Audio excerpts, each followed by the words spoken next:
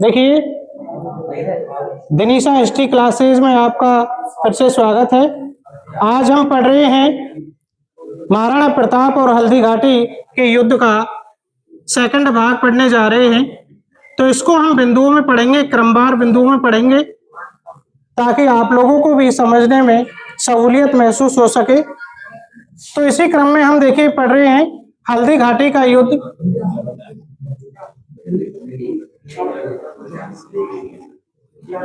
हल्दी घाटी का युद्ध, इसको हम बिंदुओं में पढ़ेंगे। देखिए, पहला बिंदु है इसका हल्दी घाटी के युद्ध की तिथियां,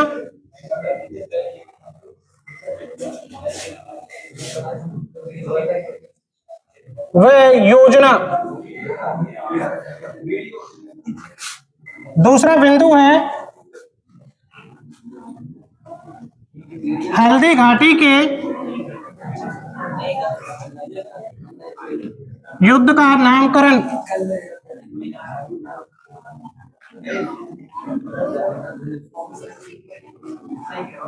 तीसरा हमारा बिंदु है सैनिकों की संख्या। चौथा बिंदु है हमारा व्यूह रचना और पांचवा बिंदु है घटनाक्रम। इस प्रकार से हम इन बिंदुओं के अंतर्गत पढ़ेंगे इनको। तो सबसे पहला हमारा बिंदु है, देखिए, हल्दी घाटी के युद्ध की तिथियां। देखिए, तिथियों के बारे में हम बात करें तो हल्दी घाटी का जो युद्ध है, इसमें जो है 2 तिथियां हैं हल्दी घाटी के युद्ध की। उन तिथियों की अगर हम देखिए बात करें तो इस प्रकार से है।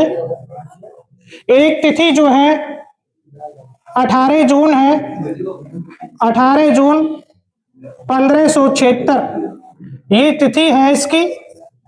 एक तिथि है 21 जून 1576। ये जो तिथि दी है वो A.L. श्रीवास्तव के द्वारा दी गई है। इन्होंने कहा कि हल्दी घाटी का युद्ध 18 जून 1576 को हुआ, जबकि गोपीनाथ शर्मा जो है वो बताते हैं कि ये जो युद्ध है वो 21 जून 1576 को लड़ा गया था। इसके अलावा दूसरा हमने लिखा कि इसकी योजना। देखिए, हल्दी घाटी के जो युद्ध था इसकी योजना अकबर के द्वारा, योजना की अगर हम बात करें तो देखिए इसकी योजना अकबर के द्वारा अजमेर के मैगजीन दुर्ग में बनाई गई थी। हल्दी घाटी के युद्ध की योजना कहां बनाई गई? अजमेर के मैगजीन दुर्ग में बनाई गई थी। हल्दी घाटी के युद्ध की योजना कहां बनाई गई? अजमेर के मैगजीन दुर्ग के अंतर्गत बनाई गई थी। तो देखिए, ये अपना हो चुका है पहला बिंदु, हल्दी घाटी के युद्ध की तिथियां व योजना। 2 तिथियां हैं, एक 18 जून 1576 A.L. श्रीवास्तव वो देते हैं इतिहासकार। दूसरी जो तिथि है वो गोपीनाथ शर्मा कहते हैं कि 21 जून 1576 को लड़ा गया था, और इसी के अंतर्गत है कि इसकी योजना जो है अकबर के द्वारा अजमेर के मैगजीन दुर्ग में बनाई गई थी। अब देखिए, दूसरा हम बात कर रहे हैं, ये सारा आपको उसमें मिल जाएगा, पर थोड़ा सा क्या है कि हमको टाइम की जरूरत होती है ना, तो हाँ, वीडियो में आपको सारा कुछ मिल जाएगा। देखिए, दूसरा हमारा बिंदु है हल्दी घाटी के युद्ध का नामकरण। देखिए, नामकरण की हम बात करें तो इस युद्ध को बहुत सारे नामों से जाना गया है। ये दुनिया का ऐसा युद्ध है एकमात्र जिसे बहुत सारे नामों से जाना गया है। देखने का प्रयास करेंगे कौन कौन से नाम है। देखिए, सबसे पहले तो हम बात करते हैं, इसको हल्दी घाटी का ही युद्ध कहते हैं। दूसरा देखिए, इसको मेवाड़ की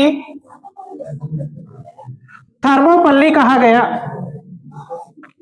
मेवाड़ की थर्मोपल्ली इसको कहा गया। इसके अलावा इसे खमनोर का युद्ध कहा गया। खमनोर का युद्ध, ये कहते हैं अबुल फजल जो है वो कहते हैं कि ये खमनोर का युद्ध था। इसके अलावा इस युद्ध को गोगुंदा का युद्ध भी कहा गया। गोगुंदा का युद्ध इसको कहता है गोगुंदा का युद्ध। बदायूनी कहता है जो युद्ध में उपस्थित था, बदायूनी वो कहता है कि गोगुंदा का युद्ध था। इसके अलावा इसे बनास का युद्ध भी कहा जाता है। बनास का युद्ध, क्योंकि ये बनास नदी के तट पर लड़ा गया था, इसलिए इसे बनास का युद्ध भी कहा गया। इसके अलावा इसे बादशाही बाग का युद्ध भी कहते हैं।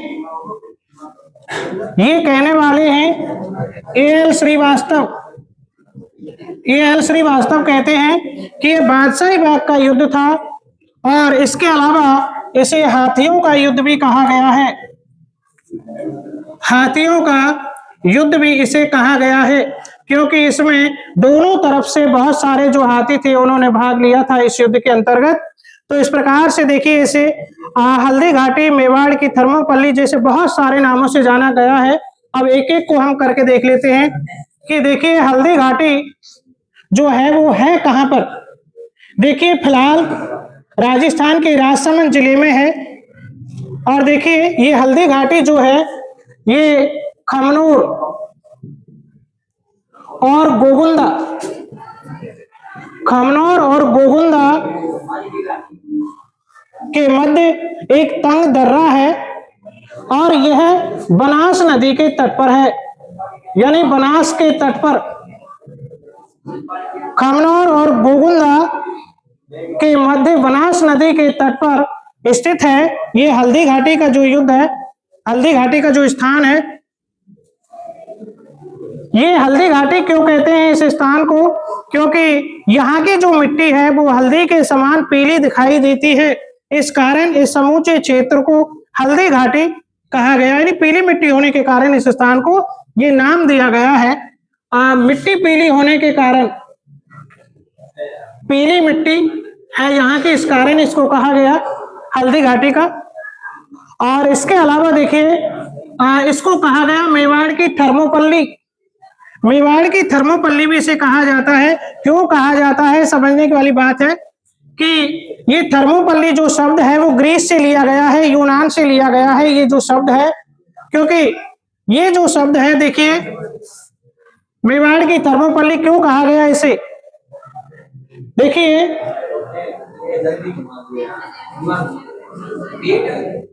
उत्तरी ग्रीस यानी यूनान, उत्तरी ग्रीस यानी यूनान के अंतर्गत एक दर्रा है, पहाड़ी दर्रा जिसे थर्मोपल्ली कहते हैं। यहाँ का एक पहाड़ी दर्रा है। देखिए ये जो दर्रा है पहाड़ी यहाँ का, इसी पहाड़ी दर्रे पर दो सेनाओं के बीच युद्ध लड़ा गया था, जिसमें एक तरफ तो थे यूनान के सैनिक थे, यानी यूनानी थे, और इन यूनानियों का जो नेता बना हुआ था, जो लीडर था, सेनापति जो था, वो लियोनिडास था। लियोनिडास, जिसके अधीन लगभग 300 सैनिक युद्ध कर रहे थे, 300 सैनिक। दूसरी तरफ फारसी सेना थी, फारसी सेना, और इस फारसी सेना का जो नेतृत्व कर रहा था वो जेरेक्सस प्रथम कर रहा था। जेरेक्सस प्रथम ये कर रहा था, और इसके अधीन लगभग लाखों की सेना थी, लाखों की सेना थी इसके अधीन। और इस सेना के मध्य युद्ध हुआ। कहा जाता है कि लियोनिडास ने अपने 300 सैनिकों के साथ फारसी सेना के लगभग लाखों सैनिकों का साथ मुकाबला किया, और इस युद्ध में वह अद्भुत पराक्रम का परिचय देते हुए जो है इस युद्ध में वीर गति को प्राप्त कर लेते हैं। युद्ध यद्यपि यूनान हार जाता है, इसके पीछे कारण एक था कि यहीं पर एक देशद्रोही था यूनान का, जिसका नाम था एपी याल्टीज। एपी याल्टीज नाम का एक देशद्रोही यानी इसके विश्वासघात के कारण यूनान जो है ये युद्ध हार गया था। अगर ये देशद्रोह नहीं करता, विश्वासघात नहीं करता, तो यूनान ये युद्ध जीत सकता था। तो जिस कंडीशन में ये युद्ध लड़ा गया, उसकी तुलना जो है कर्नल जेम्स टॉड ने और मेवाड़ का जो युद्ध लड़ा गया था हल्दी घाटी का, उससे की है। क्योंकि उत्तरी ग्रीस का जो ये क्षेत्र था थर्मोपल्ली, यह यूनानियों के लिए एक पवित्र स्थल बन गया था। ठीक उसी प्रकार से हल्दी घाटी का ये जो स्थान था वो भारतीयों के लिए एक पवित्र और शौर्य का स्थान माना जाता है। इस कारण कर्नल जेम्स टॉड ने इसे मेवाड़ की थर्मोपल्ली कहा है। किसने कहा है? कर्नल टॉड ने कहा है, जेम्स टॉड ने। तीसरा है खमनोर, क्योंकि अबुल फजल कहता है कि ये खमनोर नामक गांव में लड़ा गया था, इसलिए ये युद्ध क्या है? खमनोर का युद्ध है।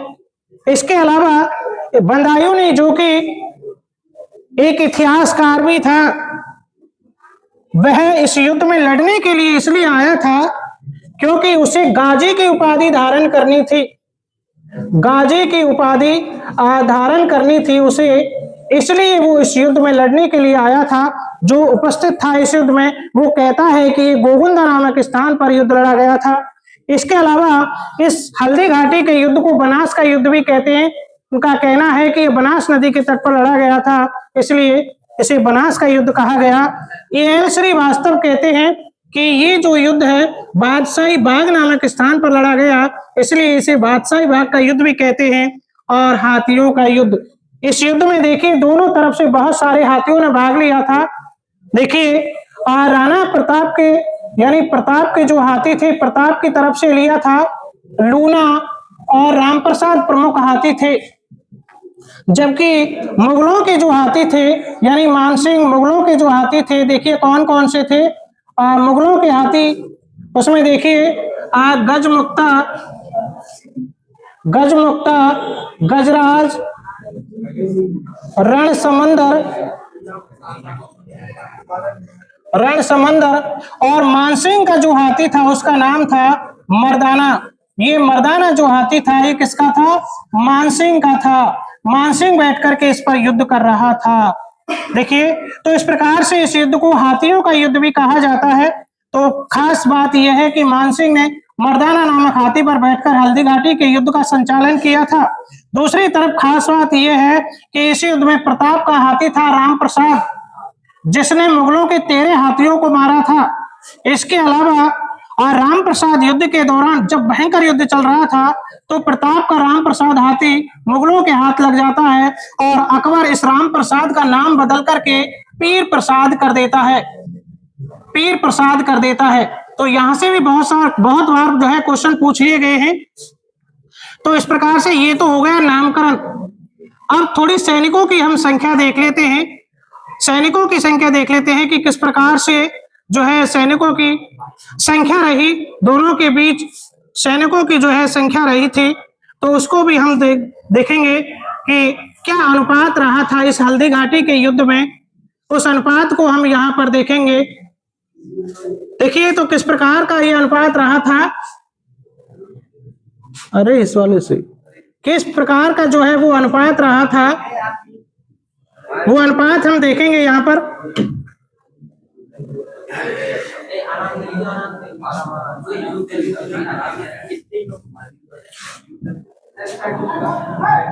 सैनिकों की संख्या देखिए, सैनिकों की जो संख्या थी उसमें बताया गया है कि जैसे कि नैन्सी रिख्यात इसमें बताया गया है कि मुगलों की जो संख्या थी वो लगभग 40,000 थी, जबकि प्रताप की जो सैनिकों की जो संख्या थी वो लगभग 5,000 के आसपास थी। या इसके आसपास जो है बताया गया है। इसी प्रकार से जो है बंदायूं ने बताता है कि यहाँ जो संख्या थी वो लगभग मुगलों की जो संख्या थी, मुगल सैनिकों की जो संख्या थी वो 5000 के आसपास थी और प्रताप के सैनिकों की संख्या लगभग यानी 3000 से अधिक थी। इस प्रकार से जो सैनिकों का ये आंकड़ा सामने आया तो कुल मिलाकर के ये दोनों ही पक्षों की सैनिकों की संख्या थी। अब देखिए महत्वपूर्ण चीज अब है यहाँ पर, यहाँ आने वाली है कि व्यूह रचना किस प्रकार से थी इसकी, व्यूह रचना किस प्रकार से रची गई थी इस युद्ध की। देखिए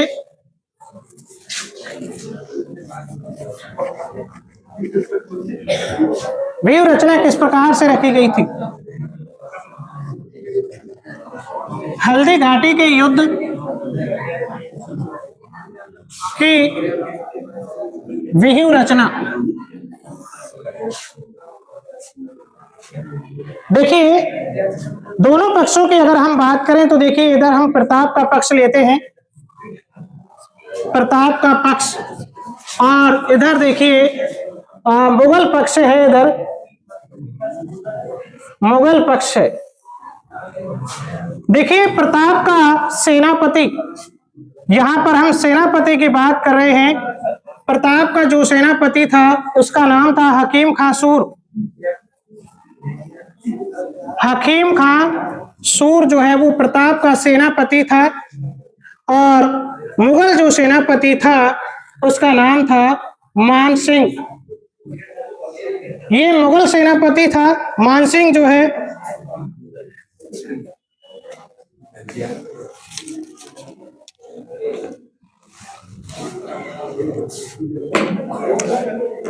मुगल सेनापति मान सिंह था इनका।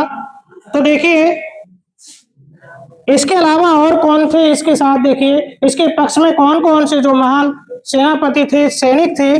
देखिए ग्वालियर के राम सिंह तंवर,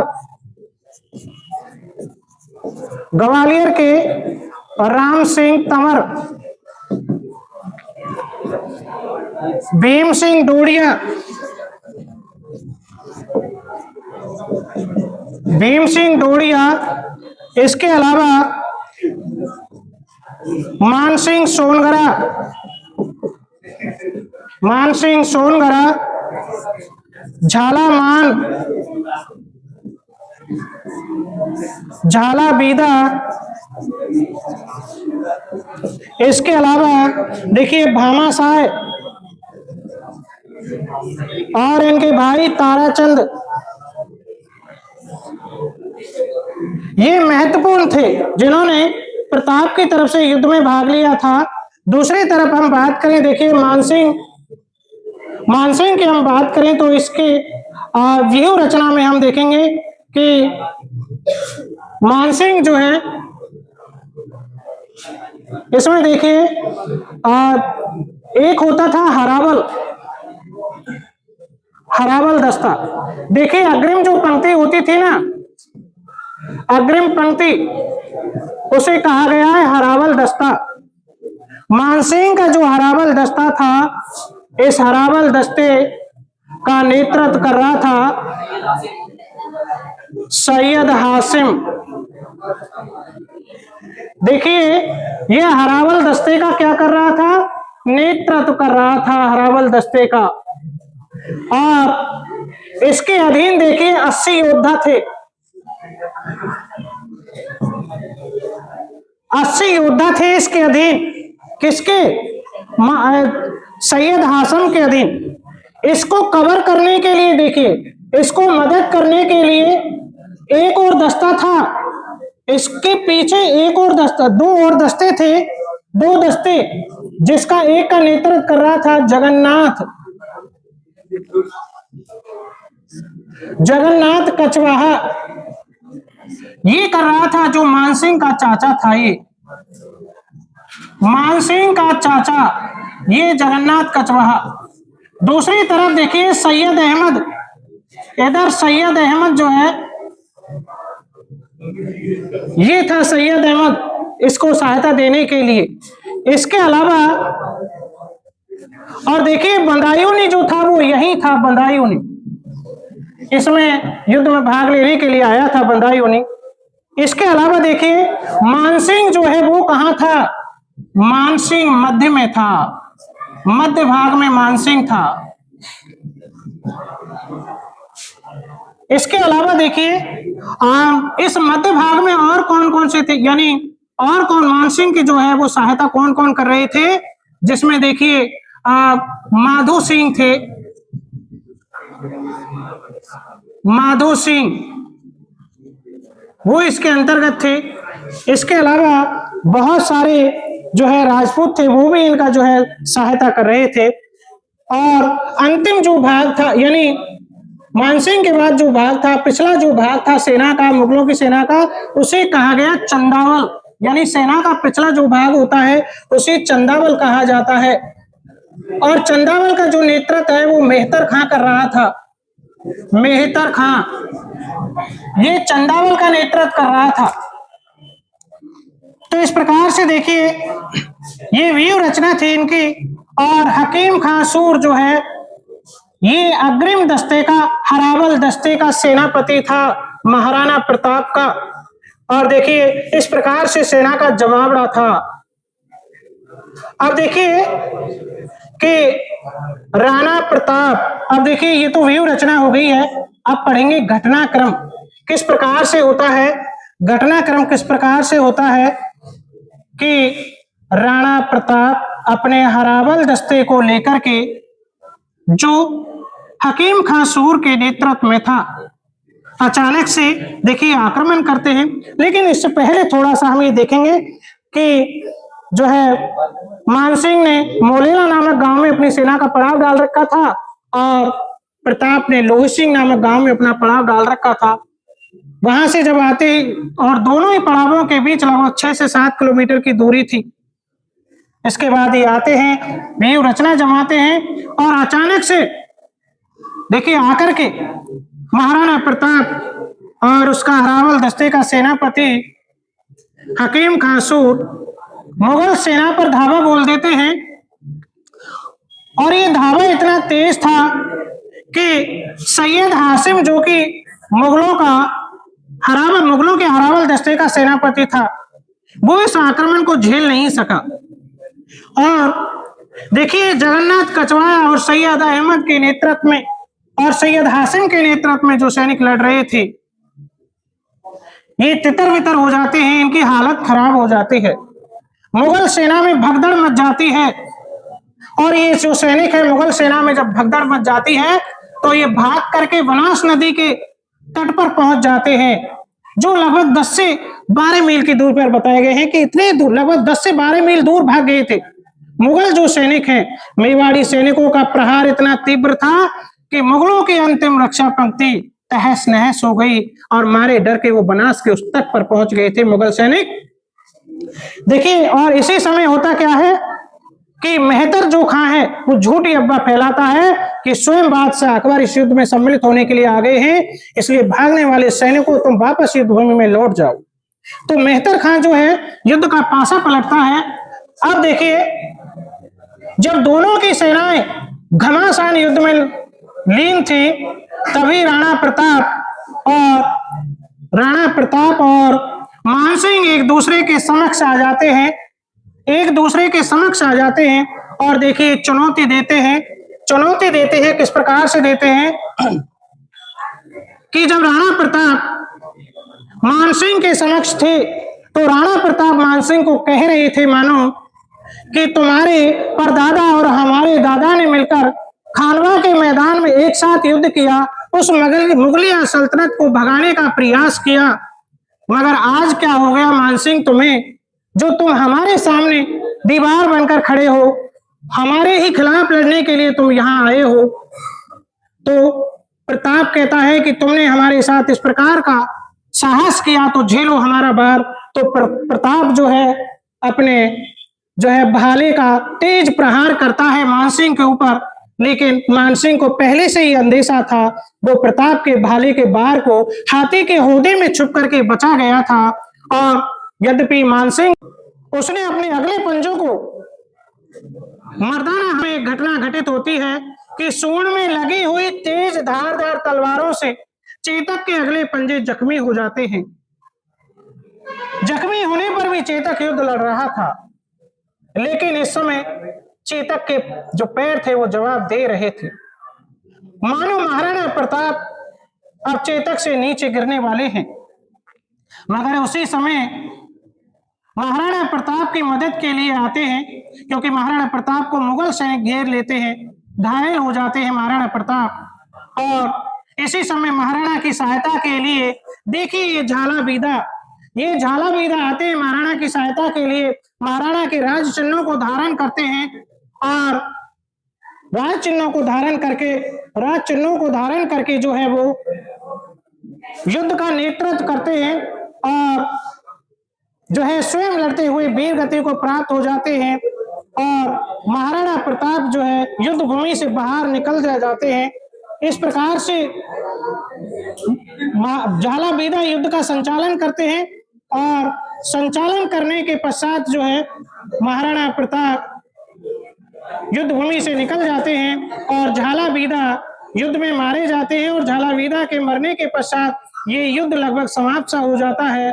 और इस प्रकार से हल्दी घाटी का ये जो महत्वपूर्ण युद्ध था वो हमें राणा के शौर्य अदम्य साहस की याद दिलाता है।